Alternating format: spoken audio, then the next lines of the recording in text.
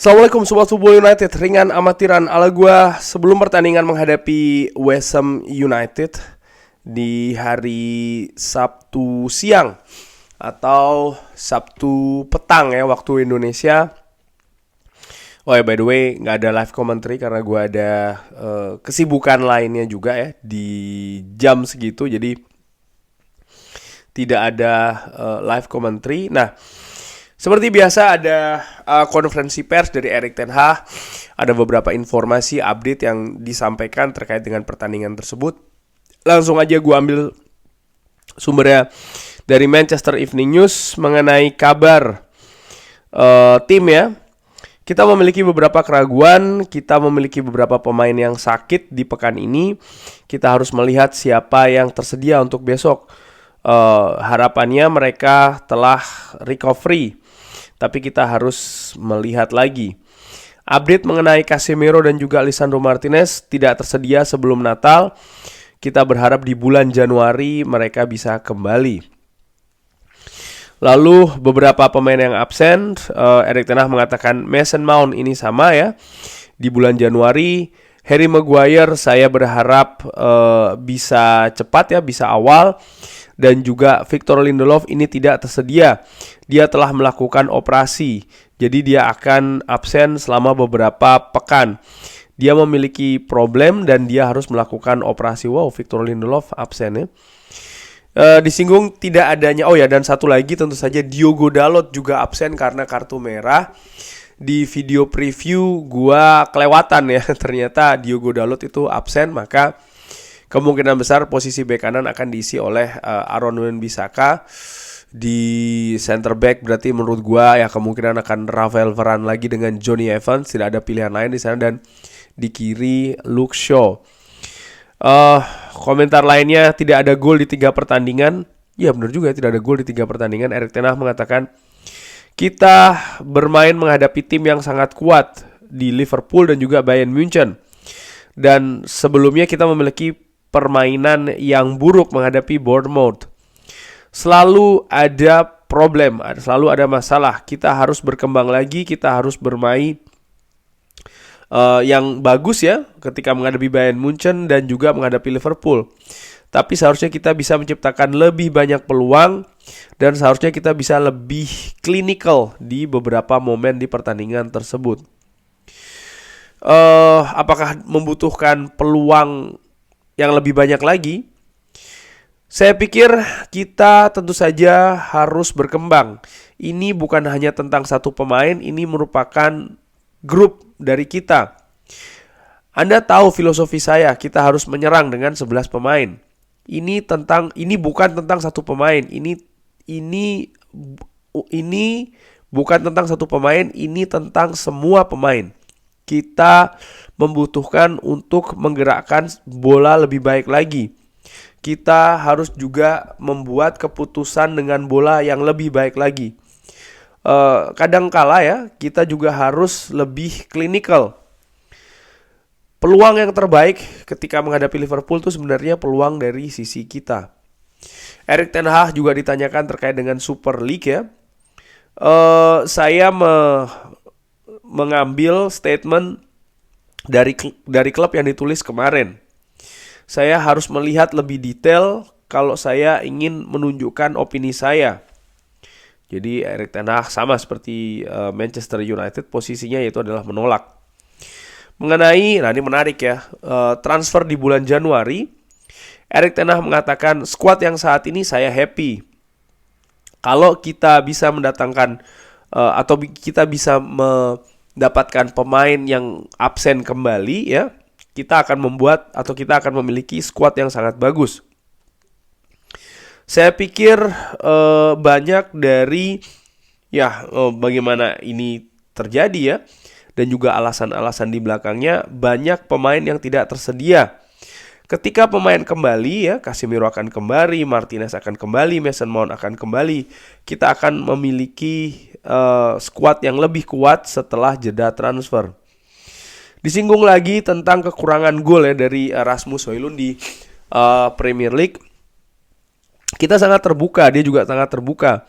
Mentalitasnya sangat bagus. Dia juga berperforma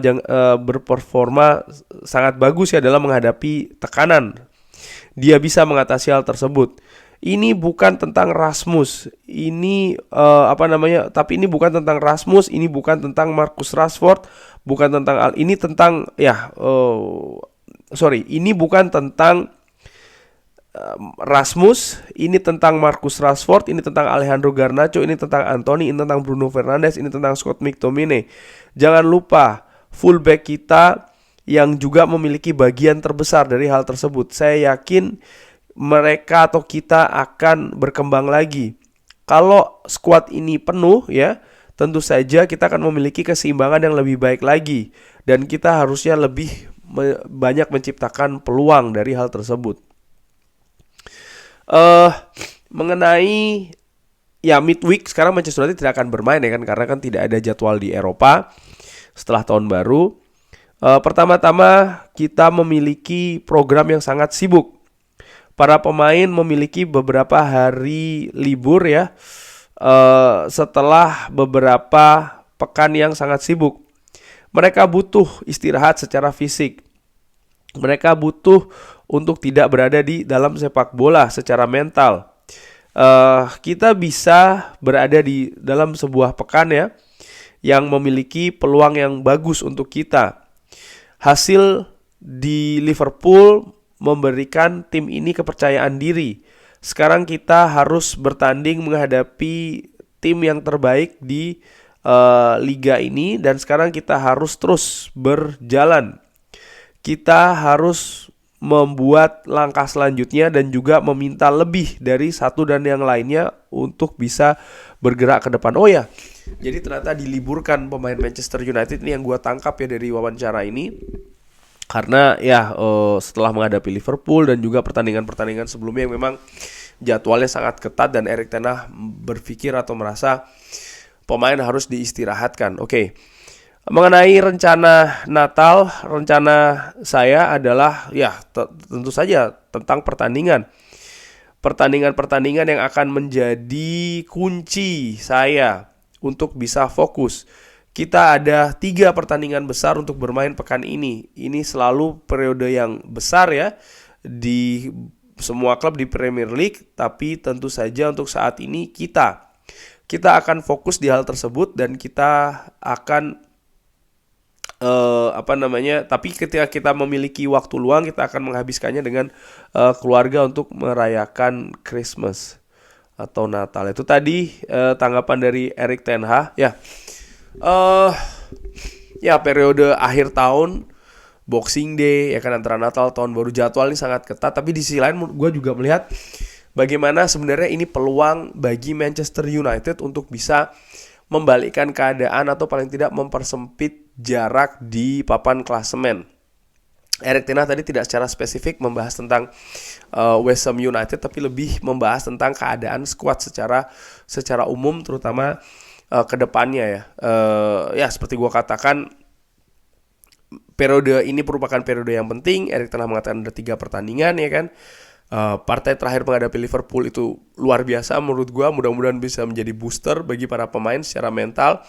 Hanya saja ini diistirahatkan ya kan. Gue harapkan pemain ini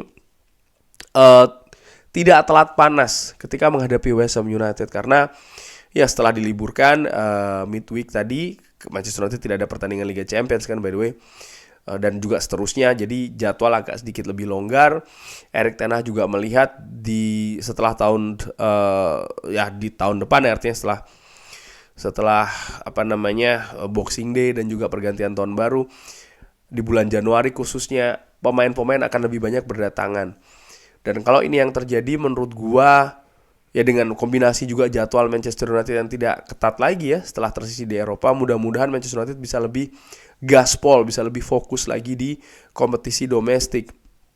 Dan apakah Manchester United akan mendatangkan pemain di bulan Januari, ini masih tanda tanya tentu saja.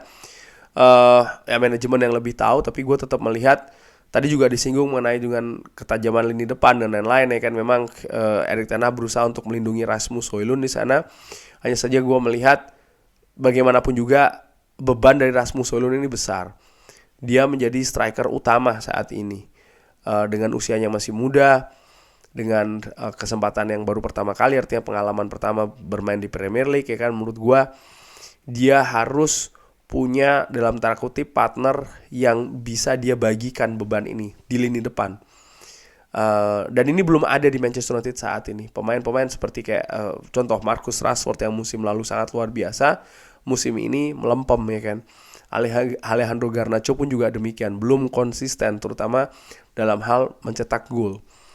Bahkan sekarang top skornya ada seorang Scott McTominay yang menurut gue ini menunjukkan jauh dari kondisi ideal lini depan Manchester United. Dan ini harus dicari solusinya.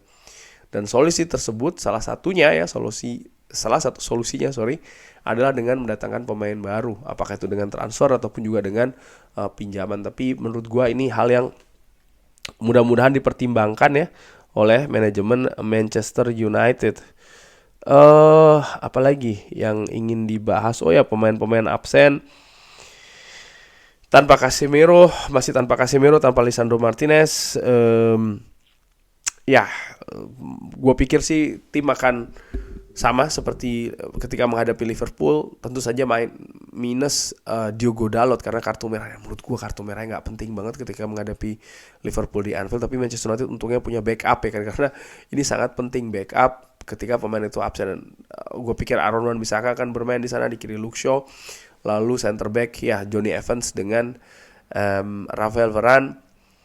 Di tengah gue masih berpikir Kobbie Mainoo dengan Scott McTominay, lalu 3 di depan, Anthony di kanan, Alejandro Garnacho di kiri, lalu Bruno Fernandes di tengah, dan di depan Rasmus Højlund. Semoga Manchester United kali ini bisa meraih hasil maksimal ya, karena momentumnya lagi dapat banget nih ya, menuju akhir tahun nanti.